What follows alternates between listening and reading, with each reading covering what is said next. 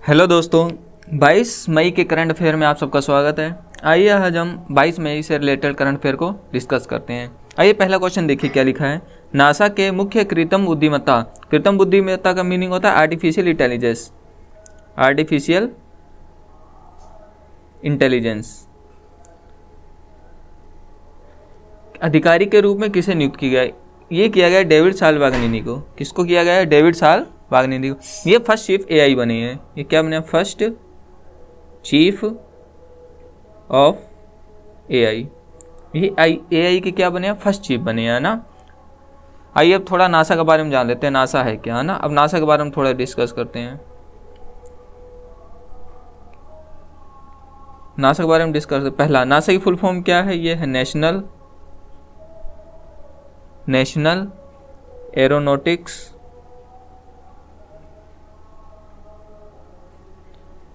And space administration. ये है NASA की फुल फॉर्म, ठीक। फाउंडेड कब किया गया? इसको कब बनाया गया? इसको फाउंडेड किया गया 29 जुलाई 1958 को। 29 जुलाई 1958 को, ठीक। हेडक्वार्टर आप जानते हैं कहाँ है? यूएसए की राजधानी वाशिंगटन में।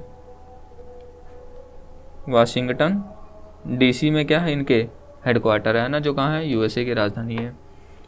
अच्छा, इसको एडमिनिस्ट्रेटर कौन है?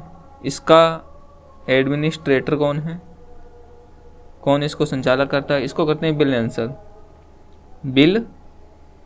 नेल्सन। ये थोड़ा स्टैटिक से रिलेटेड पोर्शन है, ये आपको पता होना चाहिए, ठीक। चलो चलते हैं सेकंड क्वेश्चन की ओर। आइए सेकंड क्वेश्चन देखिए क्या लिखा है। नागरिकता के अंतर्गत नागरिकता प्रमाण पत्रों का पहला सेट कितने लोगों को अधिनियम जारी किया गया? मतलब जो नागरिकता का जो दिया गया, इस बार कितने लोगों को नागरिकता दी गई? किसके शुरू? सिटीजनशिप अमेंडमेंट एक्ट के तहत, CAA के तहत। इसको दिया गया 14 लोगों को। कितने लोगों को? 14 लोगों को दिया गया है ना।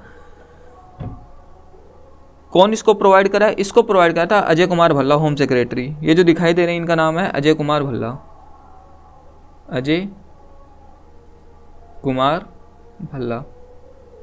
ये है क्या? ये है होम सेक्रेटरी। ये क्या है? आपके होम सेक्रेटरी।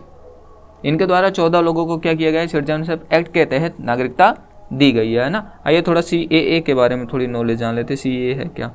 CAA की फुल फॉर्म है citizenship amendment act. Citizenship amendment act, ठीक। ध्यान से देखिए, ये पास हुआ था पार्लियामेंट में 2019 में। पास्ड इन पार्लियामेंट 2019 में इसको क्या किया?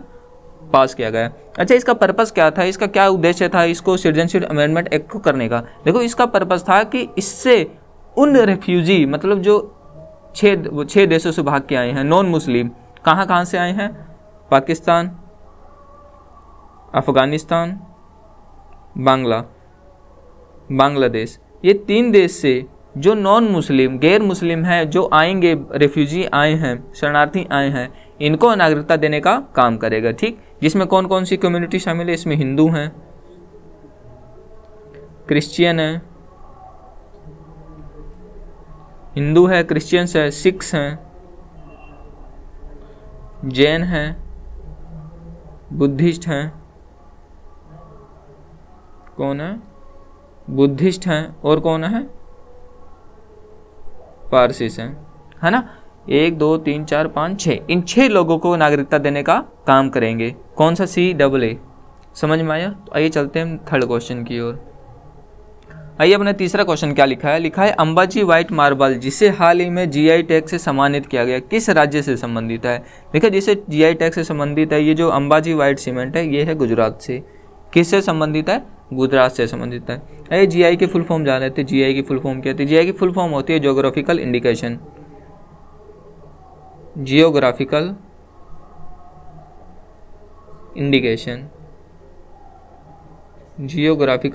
इंडिकेशन प्रोवाइड कौन कराता है? इसको दिया जाता है बाई सेंट्रल गवर्नमेंट। किसके द्वारा दिया जाता है? By central government. समझ में आए? केंद्र सरकार इसको क्या करती है? प्रोवाइड करवाती है। एक क्वेश्चन नंबर 4 की ओर चलते हैं। देश की सबसे बड़ी प्रतियोगिता इंडिया स्किल 2024 किस राज्य से शुरू हुई? किस राज्य से शुरू हुई? ये हुई है न्यू दिल्ली से शुरू। कहाँ से शुरू हुई है? न्यू दिल्ली से। ध्यान से देखा है, ये 4 दिन का, कितने दिन का? 4 डेज का ये क्या होता है आपका कंपटीशन होता है। 4 डेज नेशंस बिगेस्ट में सबसे बड़ा राष्ट्र का सबसे बड़ा स्किल कंपटीशन है। ये स्किल कंपटीशन है। समझ में आया? कब से शुरू किया गया इसको? 15 मई से। स्टार्टेड फ्रॉम 15 मई। कब से स्टार्ट हुआ ये? 15 मई से स्टार्ट हुआ है। ठीक, कब तक चलेगा? 18 मई तक। 15 मई से लेके 18 मई, क्योंकि ये 4 दिन का खेल होता है ना। अच्छा, इसको दिल्ली में कहाँ इसको किया गया, मतलब इनॉग्रेट कहाँ किया गया?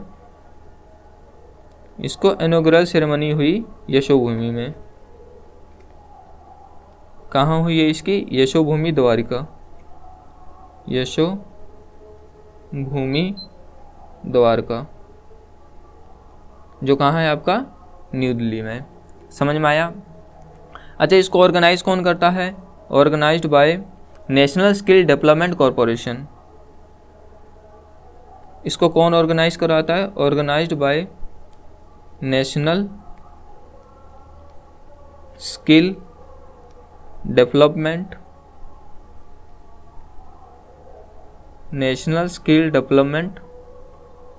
Corporation. National skill development corporation, NSDC। इसके द्वारा ये क्या कराया जाता है? ऑर्गेनाइज कराया जाता है। समझ में आया? देश की सबसे बड़ी प्रतियोगिता इंडिया स्किल 2024 किस राज्य से शुरू हुई? न्यू दिल्ली से। ठीक, 4 दिन का ये प्रोग्राम होता है। ये क्या है भाई? राष्ट्र का सबसे बड़ा स्किल कंपटीशन होता है ना, जो 15 मई से 18 मई के बीच में खेला गया। इनॉग्रेल सेरेमनी कहाँ हुई? यशोभूमि द्वारका, न्यू दिल्ली में। ऑर्गेनाइज्ड कौन करवाता है? ये करवाता है नेशनल स्किल डेवलपमेंट कॉरपोरेशन। जो चलते हैं नेक्स्ट क्वेश्चन की ओर। लिखा है अंतर्राष्ट्रीय संग्रहालय दिवस कब मनाया जाता है? मतलब इंटरनेशनल म्यूजियम डे कब मनाया जाता है? तो ये मनाया जाता है 18 मई को। कब मनाया जाता है? 18 मई को। अच्छा, इसका क्यों मनाया जाता है? इसको मनाया जाता है ताकि लोगों में क्या हो, म्यूजियम सोसाइटी जो समाज है उसके म्यूजियम में अवेयरनेस फैलाई जाए। किसके? लोगों के बीच में। टू रेस अवेयरनेस, जागरूकता फैलाई जाए ना। किसके बारे में? म्यूजियम्स के बारे में। अबाउट म्यूजियम्स मतलब संग्रहालय के बारे में जो इस सोसाइटी में है। ठीक, उस सोसाइटी के बारे में म्यूजियम बनाया जाए और वहाँ क्या रखी जाए? धरोहर रखी जाए कि हाँ भी इस जो समाज है इसमें क्या क्या चीज़ें थी। समझ में आया? ताकि लोगों के इसके बारे में क्या हो, पता लगे। इसका थीम क्या था? थीम याद कर लो। इसका थीम है museum for education and research.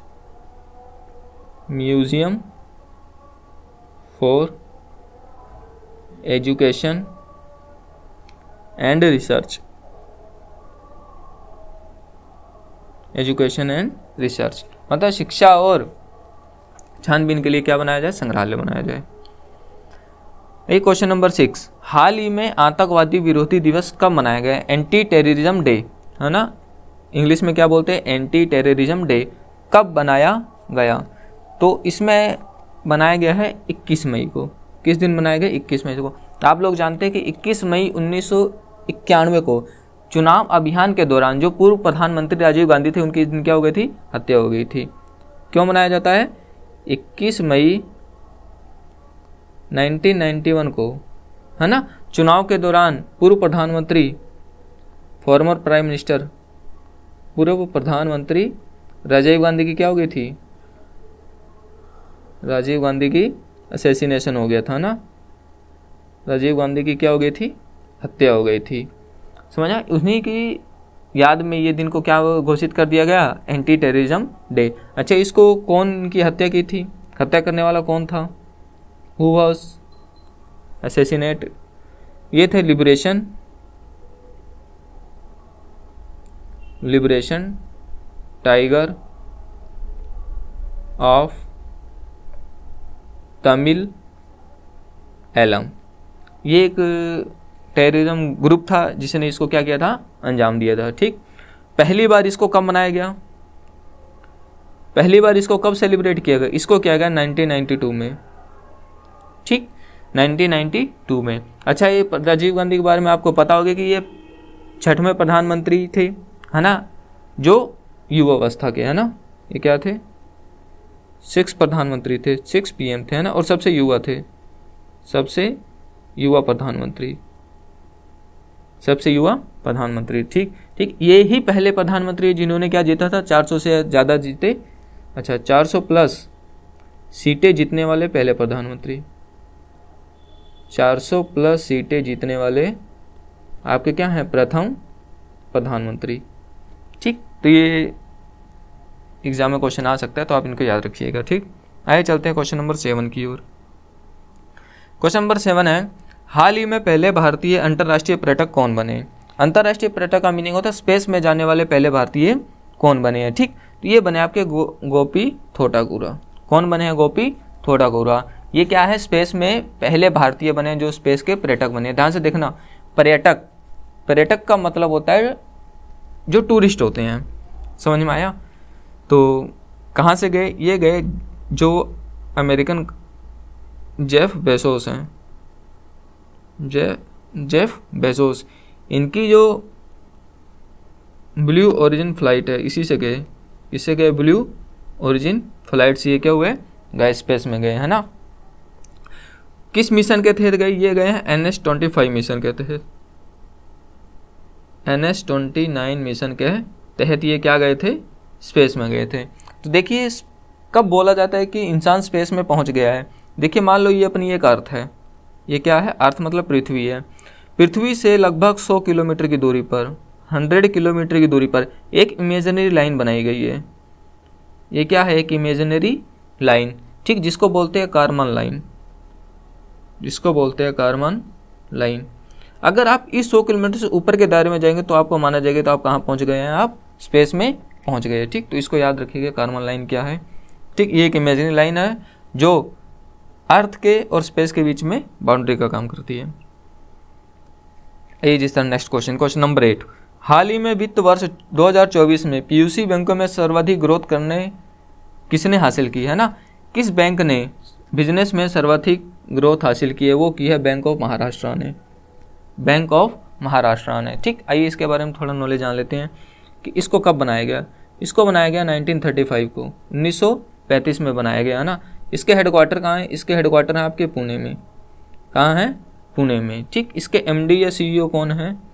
MD और CEO इसके हैं कौन है? नीतू सक्सेना, निधु सक्सेना, कौन है? निधु सक्सेना, ठीक। अच्छा, इस बैंक की टैगलाइन क्या है? हर बैंक की एक टैगलाइन होती है, इसी तरह इस बैंक की टैगलाइन क्या है? इस बैंक की टैगलाइन है ना, 1 फैमिली 1 बैंक। क्या है? 1 फैमिली 1 बैंक, एक परिवार एक बैंक। इसकी क्या है? इस बैंक की क्या है? टैगलाइन है। आइए क्वेश्चन नंबर 9 की ओर चलते हैं। क्वेश्चन नंबर 9 क्या है?